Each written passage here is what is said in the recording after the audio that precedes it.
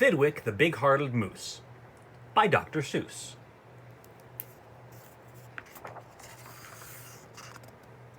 Up at Lake Winnebago, the far northern shore, lives a huge herd of moose, about 60 or more, and they all go around in a big happy bunch looking for nice tender moose moss to munch.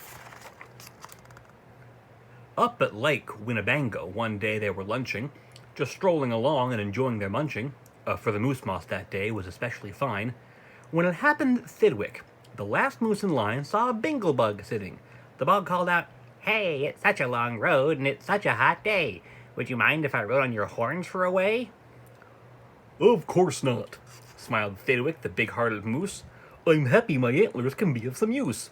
There's room there to spare, and I'm happy to share. Be my guest, and I hope that you're comfortable there." So the bingle bug picked out a nice easy seat, and the moose went on looking for moose moss to eat. Well, an hour or so later, the bug heard a squeak, and he heard the small voice of a tree spider speak.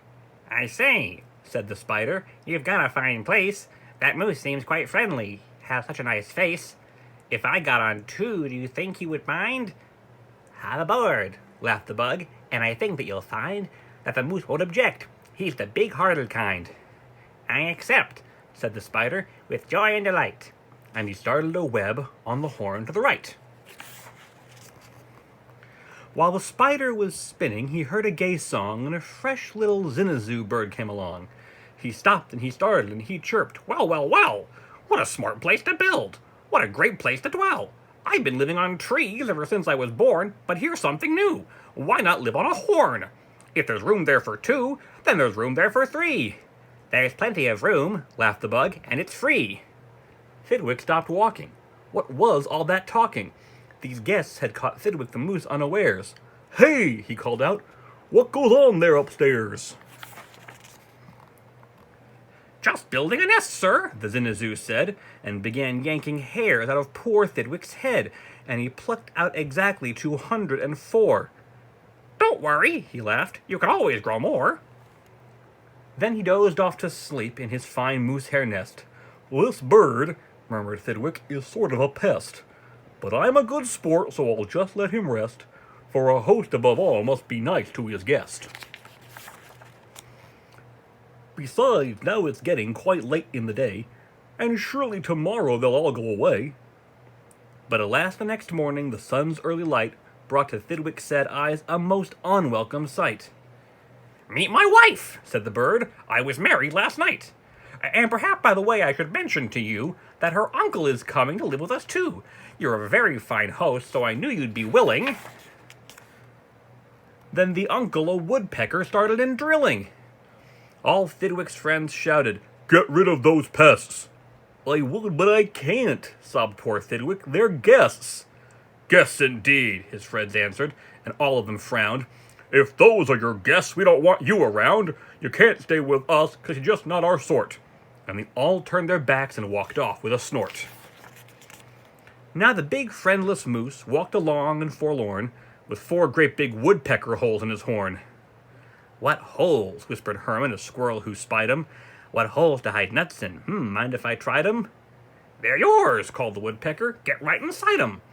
The big-hearted moose runs a public hotel. Bring your nuts, bring your wife, bring your children as well." So the whole squirrel family all jumped on pell-mell. And the very next thing the poor animal knew, a bobcat and turtle were living there too. Now what was the big-hearted moose going to do? Well, what would you do if it happened to you? You couldn't say scat, because that wouldn't be right. You couldn't shout scram, because that isn't polite. A host has to put up with all kinds of pests, for a host above all must be nice to his guests. So you'd try hard to smile, and you'd try to look sweet, and you'd go right on looking for moose moss to eat. But now it was winter, and that wasn't easy, for moose moss gets scarce when the weather gets freezy. The food was soon gone on the cold northern shore. Of Lake Winnebago there just was no more, and all Thidwick's friends swam away in a bunch to the south of the lake, where there's moose moss to munch. He watched the herd leaving, and then Thidwick knew he'd starve if he stayed here. He'd have to go too. He stepped in the water, then oh, what a fuss! "Stop!" screamed his guests. "You can't do this to us!" These horns are our home, and you've got no right to take our home to the far distant side of the lake." Be fair, Thidwick begged, with a lump in his throat. "We're fair," said the bug. "We'll decide this by vote. All those in favor of going, say aye. All those in favor of staying, say nay." "Aye!"